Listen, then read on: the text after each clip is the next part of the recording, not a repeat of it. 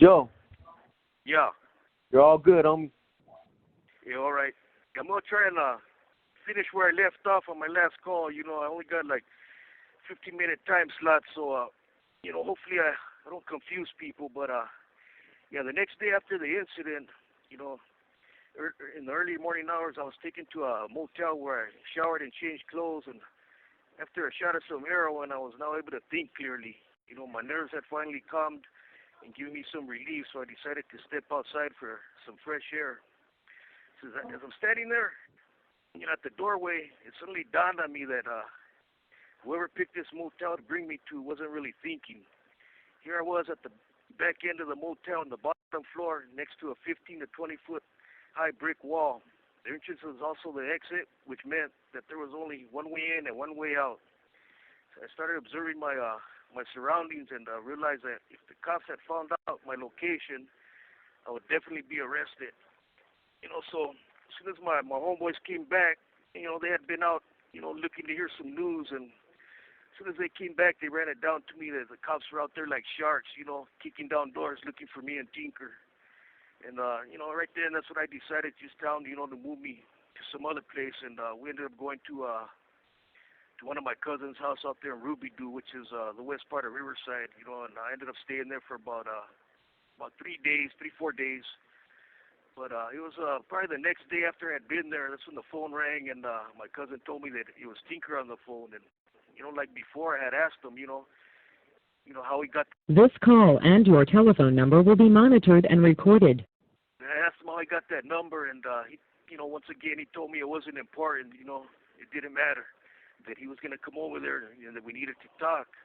And so, he hung up the phone, and I'm already suspicious of this guy, because once before, he knew where I was at when I didn't tell him where I'd be at, and now here again he's calling to my cousin's house, and I didn't even have her phone number, so I have no idea how he got her phone number. So, being that he was on his way down there, I told my cousin to drive down to the to the corner of the street, you know, across the street from the mall and the shopping center actually. And he told me he rode back to the house and told me that Tinker had been by himself, and so I walked out there to the street and stuff to go greet him. And that's when he told me that we need to get out of Riverside and head on over to his sister's house in Banning until we figured out what we were gonna do. So later the next day, we finally got a ride out there, and we stayed at his sister's house hiding out for probably about a week and a half. While people were getting things, planning things for us to get out of California. But as we stayed there, he was, persistent on, just reassuring me that, he was gonna come with me and stuff. And by this time we already had a plan. We were gonna go to Mexicali. And when the time came for them to come pick us up, homeboys drive up to his sister's house, and I come outside, and they opened up the trunk and showed me all the stuff they had ready for me. They collected some money and from relatives and friends and stuff. And the dude that was taking care of all this for me, he pulls me to the side and says, hey, we tried to go to Tinker's house to pick up some stuff for him, and his family said that he wasn't going nowhere. So right at that moment, Tinker calls me outside.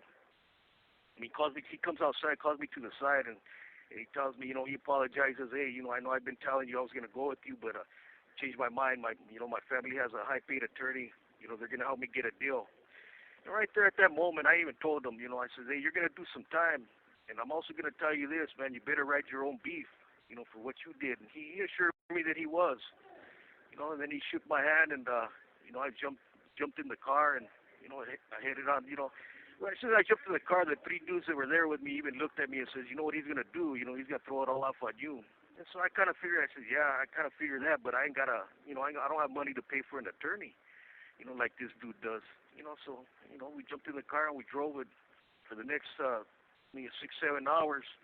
We headed towards Mexicali, and they had planned to set me up over there at a ranch about a 2-hour drive from Mexicali. And let me tell you, man, it's when you go to this ranch, man, they're behind in technologies and all that stuff. They don't even have running water, so you have to use an outhouse and bathe through with a bucket. And so it's kind of humbling to be out there, and I had to learn to live a different way. It's quiet, it's a boring life. But on the day we get over there, it's early in the morning, about 6 o'clock, and the person that the person that took me out there had once lived there, and he left his property to a good friend of his. And so we get there, and the lady of the house comes out, and he greets her. She tells him that her husband's not home. He's here in the States working the fields. So they had only been there. We hadn't been there for like 10, 15 minutes, and then the lady of the house sends her son to the back. There's a portion of the back property of adobe little rooms back there. So she sends her son to go call his grandfather. The grandfather comes out, and they just have a little conversation right there. The person that had actually arranged for me to go over there, talk to the old man, and just told him to basically look out for me. Here I am in Mexicali. I don't know a lick of Spanish, and these dudes that took me over there, I mean, they had only been there for 15 minutes. They started unloading all my luggage, and they looked at me and says, "Hey, make the best of a life that you can." He says, "We gotta go. You're on your own." And just as easy as that, man, they jumped back in the car and took off and left me standing there in the driveway with my luggage right there. I don't know who these people are. I don't even know the language. And let me tell you, it's like I said, it's humbling. There I was standing there, and I just felt completely lost and alone, and it's the first time I ever felt like that. Back This call and your telephone number will be monitored and recorded. back here in the States, sometimes we think we're on our own, when we're young, we're not living at home with mom and dad or grandmother, but we always have them to fall on, when we're going through some rough times. But here I had no family out there in Mexico. I had nothing. I didn't even have a friend, and they just dropped me off on this rancho that's, a 2-hour drive from, the city, Mexicali, out nowhere. And, as, the old man comes forward, on the driveway, and they're helping me take all my luggage to one of the back rooms, and he tells me, through hand signs, he tells me to set my stuff down, and then he's, motioning for me to follow him. So here I am. It's early in the morning, about 6:30, and I'm tired, for the long drive. I hadn't eaten, hadn't had anything to drink. And so he motions with me to follow him. So we walk across the ranch. There's probably about 30 or 40 homes on there, and we cut through some trees behind some houses. And as soon as we cut through the trees, man, they had everybody working the fields. Everybody from that ranch was working out there in the fields picking cotton. And so this old man, he grabs a leather sack and he puts it over my shoulder and he tells me, "Come on." He throws a pair of gloves at me, and I'm tired, like I said, and he's putting me to work to pick cotton. On the very first day I'm there, I haven't even been there an hour, And so, I went along with the program, and for about the next 4 hours there I was picking cotton, on the first day I'm there. So after the 4 hours, he finally calls me and he says, "Let's go," motion, he's talking to me in Spanish, but I really don't understand what he's saying, but he's motioning with his hands, so I'm just going along with him. And once we get back to where I'm going to be staying, the room was all fixed up. What it was, he wanted to get me out of there so the women, his wife, his daughter, and his daughter-in-law could, fix up the room for me and stuff. And it was nice and, it was fixed up. They cleaned it all up. They had all my stuff arranged real nicely, and I was impressed, But, that's the way my life was from then on. I spent about probably about 8.5, 9 months right there on the ranch, and I just had to learn to live a different way. It was boring, but I had to learn to accept boredom. Because I'm used to being in the city, running here and there, and this was just a different life.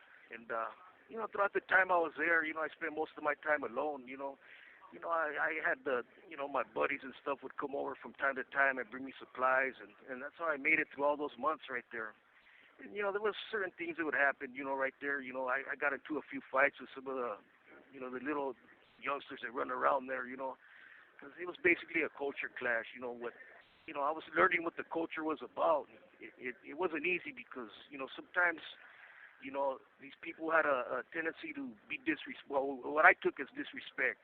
What we see as disrespect over here, they look at it as just playful banter. And that's just, it's not my style. It's not, I'm not used to being around people like that. And so there was a culture clash, and I'd get into it with some of them youngsters sometimes. And, at one point the law almost got involved right there with the judiciales, because I actually got into some altercation right there with a son of a a judicial cop. So he even threatened me, you know, hey, if I didn't know your relative like that, you know, he goes, you disappear real easy, you know. So it was an eye opener right there. But shortly after the door opened for me to, you know, to go out to Guadalajara, and I traveled through Mexico in a diesel, you know, with some truck drivers. And the issue was, you know, I was supposed to go to Guadalajara. You know, they were going to teach me how to drive a truck. You know, some people that I knew people out there that owned a trucking company, and you know, I was supposed to be, you know, taught to drive a truck. They're going to put me to work and fix all my paperwork and all that, you know. So I thought about it. You know, too many people back home were knowing where I was at, because it was like every other week, almost every other month. You know, a lot of my buddies were coming over and just bringing new people all the time to party out there all the time, you know, and it was just a matter of time before, you know, law enforcement caught up to me. So I decided, you know, when that door opened for me to go to Guadalajara, I decided to go ahead and, you know, jump on that opportunity. But it was a nice experience traveling through Mexico in the diesels and stuff. I stayed in Tijuana for a couple of weeks, in Tecate. I went to Ensenada, to San Felipe, San Quintin. You know, I've been to Los Mochis, and I stayed for about, you know, 3 weeks over there in Guasave, Sinaloa, también, you know. And so when I finally made it, it was in later that year, December of '91. I made it to Guadalajara, and once again, man, here I was just dumped off at a place I had no idea where I was at. And so here I was, you know, they dumped me off at the yard where all the diesels were. The owner of this so-called company only had 5 trucks, and they weren't even in working condition. So, you know, they dumped me off there, and for 2 weeks, no one came to check on me. I had no money, had no food, no water. The first 2 days, I went without drinking water, you know, and I was getting desperate. So I remember on the main highway as we're coming in, I seen a gas station, and so 1 o'clock in the morning, I on the yard, I found an old, well, actually it was a brand new gas canister right there, a plastic one, probably one of those, you know, 40 gallon gas containers, something like that. But You have 60 seconds remaining.